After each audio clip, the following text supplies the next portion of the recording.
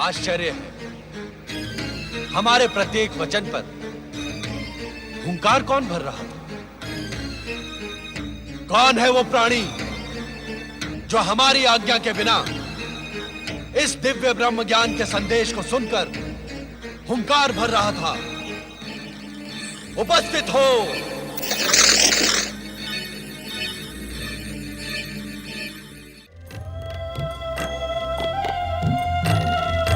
स्वामी, आपके संग रहने पर समय का पता ही नहीं चलता। गगन विहार करते करते पूरी रात्रि बीत गई। देवी पार्वती, पूर्व दिशा से उगने वाला आज का सूर्य आपके लिए ब्रह्म ज्ञान का महान संदेश लेकर आया है। तो क्या ब्रह्म ज्ञान मुझे आज ही मिलेगा? हाँ देवी, हमने निश्चय किया है कि इन्हीं हिममणित पर्वत श्रेणियों के एक हिम पाषाण कंदरा में हम तुम्हें वो ब्रह्म ज्ञान प्रदान करेंगे जिसे पाने की आकांक्षा में विगत कई दिनों से तुम्हारे हृदय में द्वंद्व चल रहा है।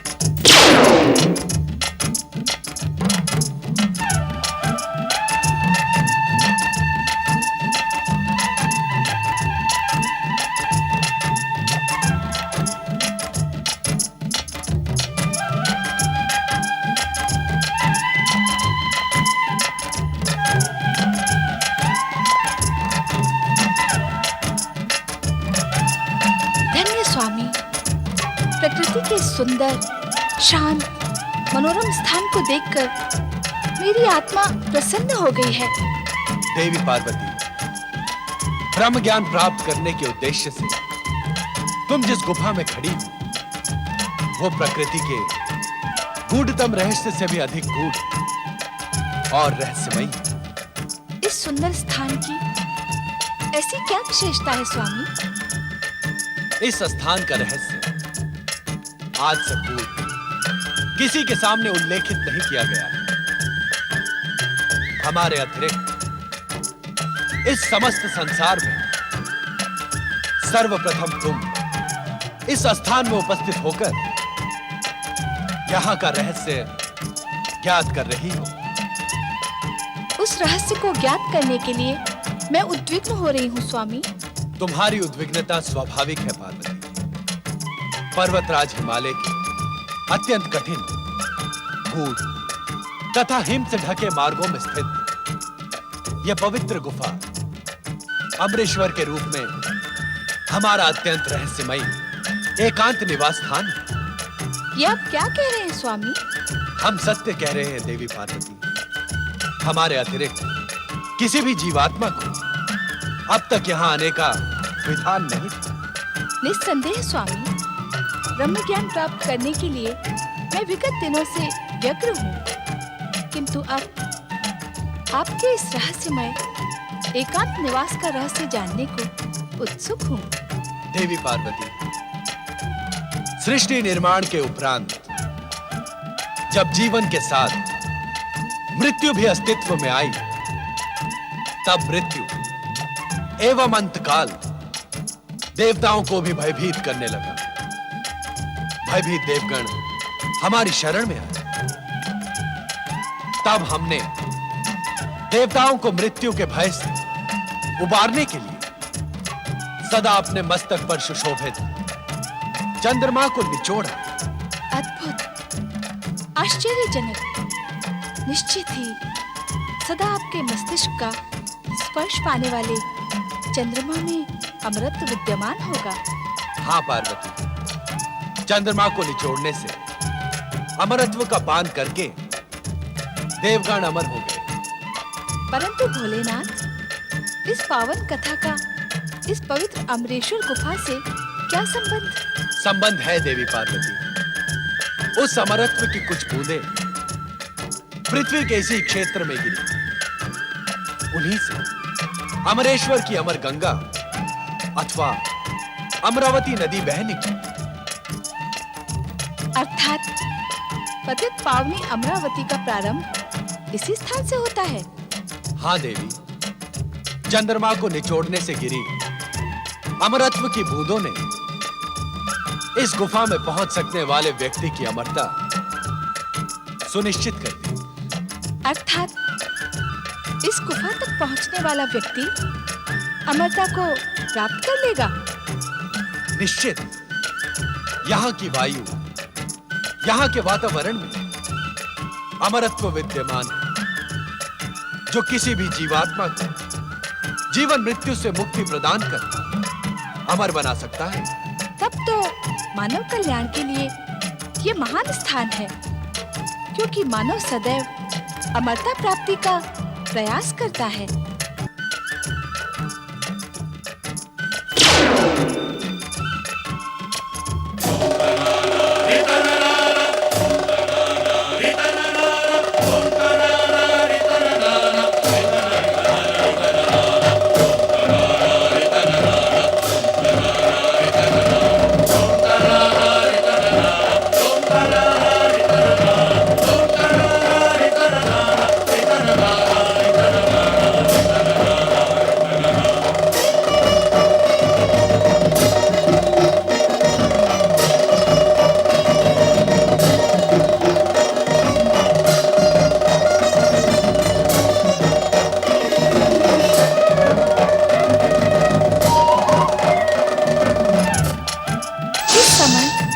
डमरूनाथ क्यों स्वामी? देवी पार्वती, जिस प्रकार इस पवित्र गुफा में आने वाला जीव अमर हो सकता है, उसी प्रकार किसी भी जीव के कानों में दिव्य ब्रह्म ज्ञान पड़ जाने से वो ब्रह्मज्ञानी बन इस सृष्टि की समस्त व्यवस्था को छिन्न भिन्न कर सकता है। किंतु डमरूनाथ से क्या होगा? इस डमरूनाथ के भीषण स्वर से इस गुफा के आसपास रहने वाले जीव जंतु दूर भाग जाएंगे। क्या जीवन यहाँ भी है स्वामी? आश्चर्य है कि यह प्रश्न हमसे पर्वत नंदिनी पार्वती पूछ रही है।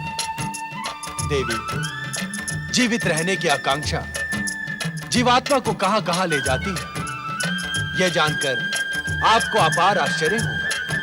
आश्चर्य तो मुझे इस गुफा को देखकर भी हो रहा है स्वामी। हम इसी आश्चर्यचकित करने वाले स्थान पर आपको ब्रह्म ज्ञान का अमर संदेश प्रदान करें। इसी कारण भविष्य में यह गुफा अमरनाथ धाम के रूप में प्रसिद्ध होगी। जय अमरनाथ धाम। आज हमारे प्रिय मास श्रावण की पूर्णिमा है। आज के दिन जो श्रद्धालु शिव भक्त हमारी प्रेरणा प्राप्त कर यहाँ हमारे प्रतीक शिवलिंग के दर्शन करेगा, उसे अमरता के साथ ही साथ वैसा ही दिव्य ज्ञान प्राप्त होगा जैसा अब हम तुम्हें प्रदान करेंगे। अर्थात क्या अब प्रत्येक वर्ष श्रावण पूर्णिमा पर यहाँ आपका प्रतीक पूर्ण हिम शिवलिंग अवतरित होगा? हाँ देवी, आज से प्रत्येक वर्ष श्रावण माह में चंद्रमा के बढ़ने के साथ ही साथ मेरा प्रतीक हिम शिवलिंग अवतरित होकर पूर्णिमा के दिन पूर्ण होगा तथा चंद्रमा के घटने के साथ ही अमावस्या तक मुझ में विलीन हो जाएगा।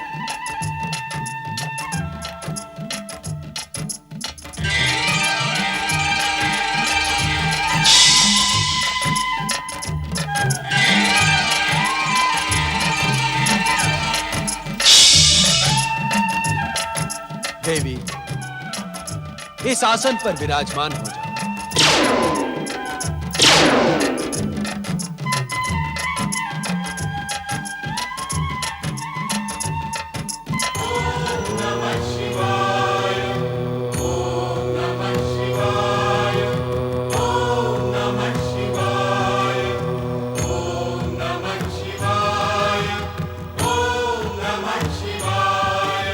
ब्रह्म ज्ञान की कथा अत्यंत रहस्यमय तथा कठिन है। हम ये ज्ञान तुम्हें समाधि अवस्था में प्रदान करेंगे। इसे कहते हुए हमें तथा सुनते हुए तुम्हें रोमांच का अनुभव, अतः सुनने की सहमति का हुंकार भरती है, जिससे हमें यह ज्ञात रहे कि तुम ध्यान से ब्रह्म कथा सुन रही हो। जो आज्ञा। शक्ति स्वरूपा पार्वती, तुम्हें यह ज्ञात हो कि पूर्व काल में हमने अपने निर्गुण दिव्य तेज से पंचक्रोशी नगरी का निर्माण किया। इसी पंचक्रोशी नगरी में श्री हरि विष्णु पुरुष के रूप में प्रकट होकर हमारे पंचाक्षरी मंत्र का प्रणव सहित ब्रह्म ज्ञान की साधना करते हुए जप करने लगे। ओम नमः शिवाय। हमारे इस पंचाक्षरी मंत्र के निरंतर जप से एक दिव्य ध्वनि का निर्माण हुआ। उस दिव्य ध्वनि से आनंद की लहरें उठने लगी। श्री हरि विष्णु का संपूर्ण शरीर इस आनंद लहरी का अनुभव करने लगा।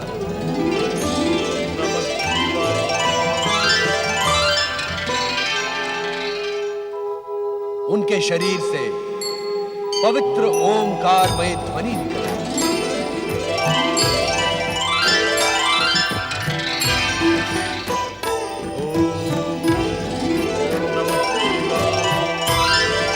ये ओमकारमय ध्वनि इस बात का संकेत है कि परम पुरुष श्री हरि विष्णु को ब्रह्म ज्ञान का साक्षात्कार होने लगा था। ये ब्रह्म ज्ञान शिव का स्वरूप है। जो जीवात्मा मुझ परमात्मा स्वरूप के इस ब्रह्म ज्ञान को अपने हृदय में स्थित देख ले, वो साक्षात हमें अर्थात शिव तत्व को प्राप्त कर ले। देवी पार्वती लोक कल्याण तथा निरंतर शिव भक्ति में प्रयत्नशील शुद्ध आत्माओं, निर्मल मन और सात्विक बुद्धि वालों को शीघ्र ही शिव तत्व की प्राप्ति हो जाती है।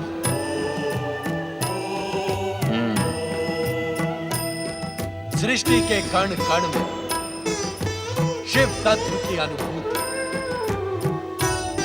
प्राणी मात्र की श्रद्धा और भावनाओं को आहत न कर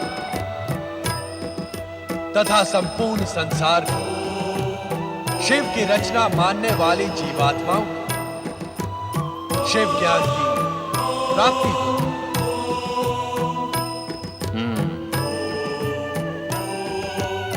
अपने को श्रेष्ठ और दूसरे को निकृष्ट न मानना,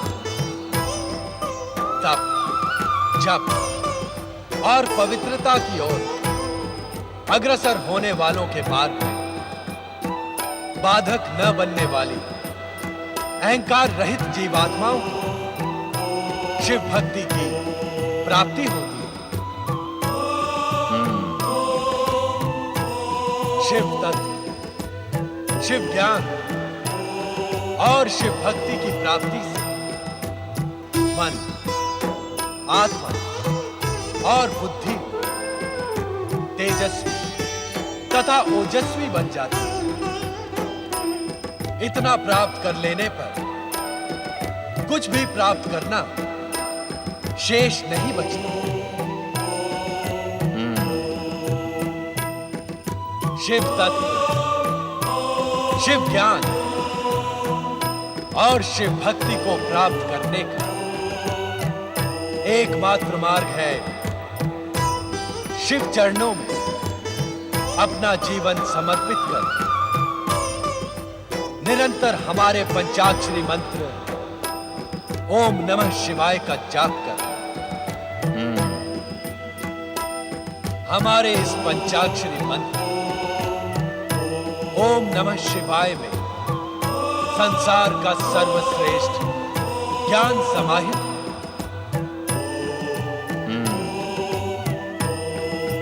ओम अग्र पूजा को समर्पित त्रिदेवों का प्रतीक आदि स्वर है।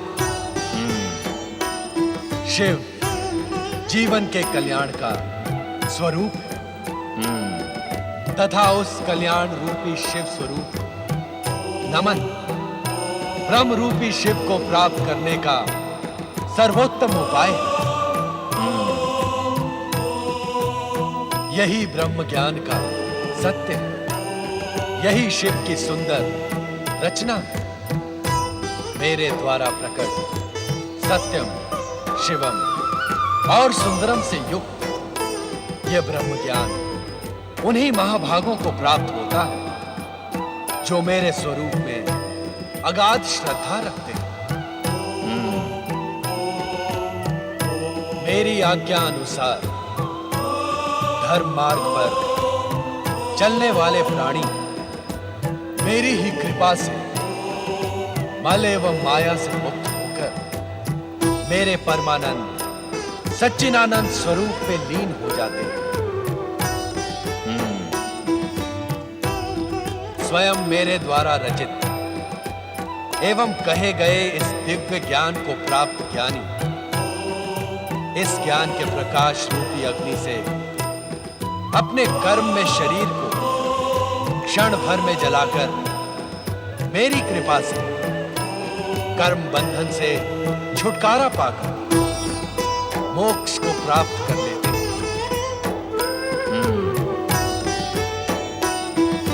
तब इस सृष्टि का गोपनीय से गोपनीय रहस्य भी उसके सम्मुख रहस्य नहीं रह जाता, कारण कि वो स्वयं शिव तत्व प्राप्ति का प्रतीक बन जाता है।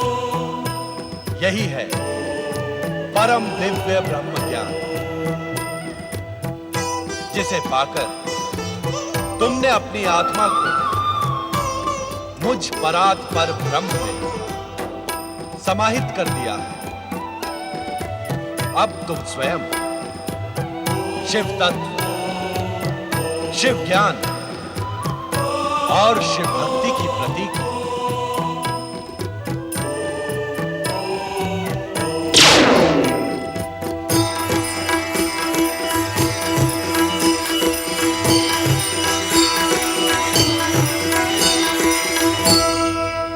परंतु देवी पार्वती ब्रह्म ज्ञान प्राप्त कर सकें इससे पूर्व ही निद्रा मग्न हो जाती है और उनके स्थान पर श्रापित कबूतर रूपी धौम्य ब्रह्म ज्ञानी हो जाता है। कबूतर रूपी धौम्य को ब्रह्म ज्ञान की प्राप्ति हुई, ये भी विधि का ही विधान था। माता पार्वती को सुअवसर मिलने के पश्चात भी ब्रह्म ज्ञान का ज्ञान न होना भी संभवतः शिवलीला का ही अंग था। ये भी अटल सत्य ही है कि इस संसार में जो कुछ भी घटित होता है वो महेश्वर शिव की इच्छा से ही होता है। ब्रह्म ज्ञान का ज्ञान देने के पश्चात कल्याणकारी शिव जब हिम शिवलिंग से बाहर पधारे तो देवी पार्वती को निद्रामग्न देखकर चकित रह गए।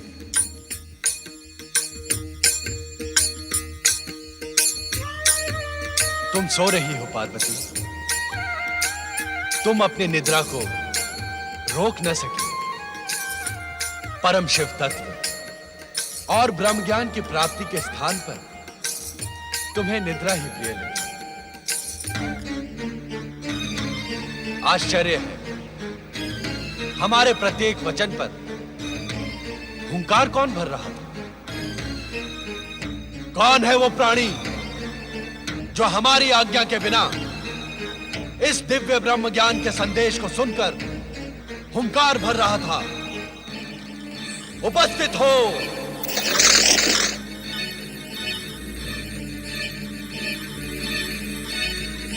महादेव जी, आपकी आज्ञा के बिना तीनों लोकों में एक कण भी इधर से उधर नहीं होता। मुझे आपके डमरू नाद द्वारा इस स्थान पर पहुंचने का संदेश मिला।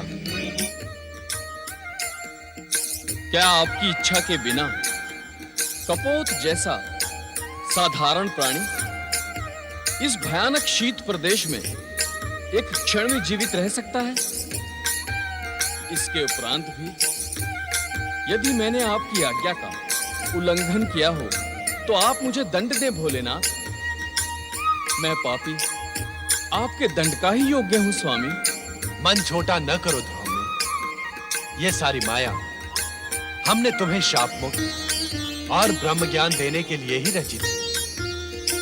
ब्रह्म ज्ञान के लिए तुम्हारी पात्रता पहले ही निश्चित हो गई थी। अब तुम अपने गुरु के शाप से मुक्त हुए। ब्रह्म ज्ञानी ध्रुव ने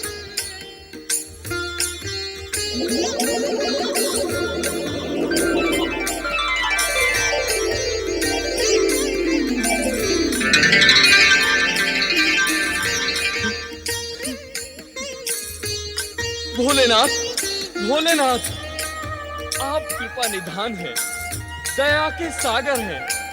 शापग्रस्त धूम्य को कपोत योनि से मुक्ति देने के लिए आपने कितना कष्ट किया है।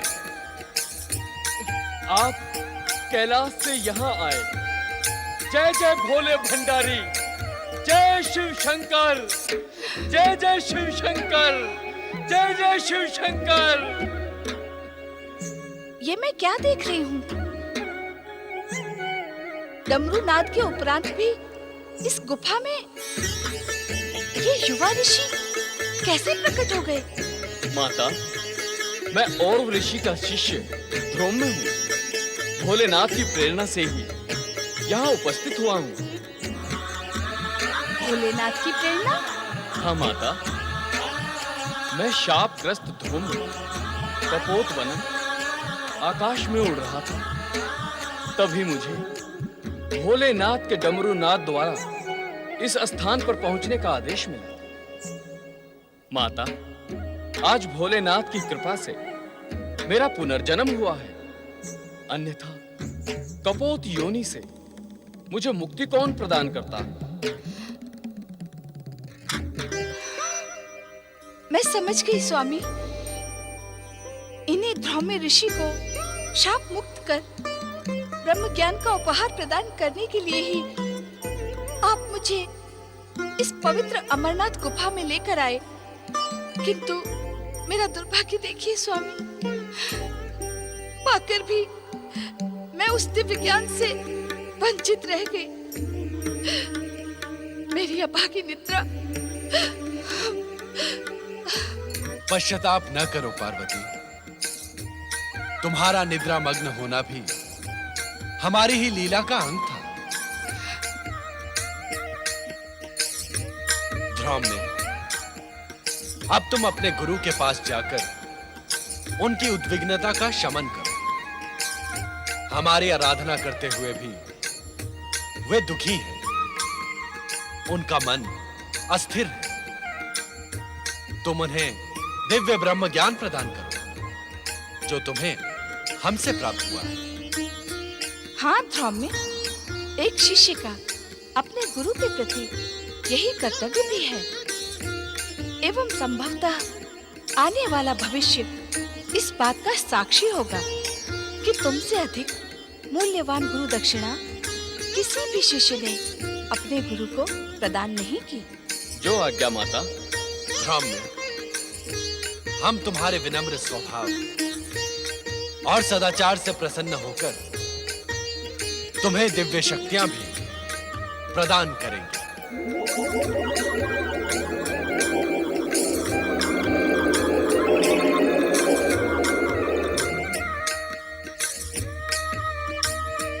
मैं आपकी इस महान कृपा के योग्य नहीं था भोलेनाथ। भगवान, अब मुझे आज्ञा दी जिससे शीघ्र अतिशीघ्र मैं अपने गुरु को विषाद मुक्त कर सकूं। ओम नमः शिवाय। स्वामी, क्या मैं अब भी ब्रह्म ज्ञान से वंचित रहूंगी? धैर्य रखो देवी, समय आने पर इस प्रश्न का उत्तर तुम्हें अवश्य मिल जाएगा। अपने मन की उद्विग्नता का शमन करो देवी। तुम्हारे मन में जो प्रश्न जन्म ले रहे हैं उनका निसंकोच उल्लेख करो। स्वामी, ये अमरनाथ गुफा आपके ब्रह्म ज्ञान प्रदान करने से ब्रह्म भूमि बन गई है। इसके शांत तथा आध्यात्मिक वातावरण ने मेरे मन को प्रफुल्लित कर दिया है। स्वामी, अब मेरा मन यहाँ से जाने को उत्सुक नहीं है। क्या हम इस स्थान पर अनिश्चित काल तक निवास नहीं कर सकते? तनिक अपने नंदी तथा अन्य शिव भक्तों के साथ ही उन प्रियजनों की भी चिंता करो पार्वती, जो अपने समस्याओं के समाधान के लिए हमारी शरण में कैलाश पहुंचते हैं। हमें कैलाश पर ना पाकर सभी भक्त एवं प्रियजन भी ब्रह्म ज्ञान के लिए प्रयत्नशील होंगे। इससे उन सबका कल्याण होगा। माँ के हृदय में ममता का ही वास होता है। जो ज्ञान तुम स्वयं प्राप्त न कर सकी, उसे अपने भक्तों को प्राप्त कराने के लिए कितनी ललायत हो तुम। तुम्हारी इच्छा का सम्मान करते हुए हम तब तक यहाँ निवास करेंगे जब तक तुम स्वयं कैलाश जाने की इच्छुक नहीं होती। किंतु क्या स्वामी? हम यहाँ इस रूप में न रहकर हमारे प्रति हिम निर्मित शिवलिंग में ज्योति स्वरूप में निवास करेंगे। जो आज्ञा स्वामी।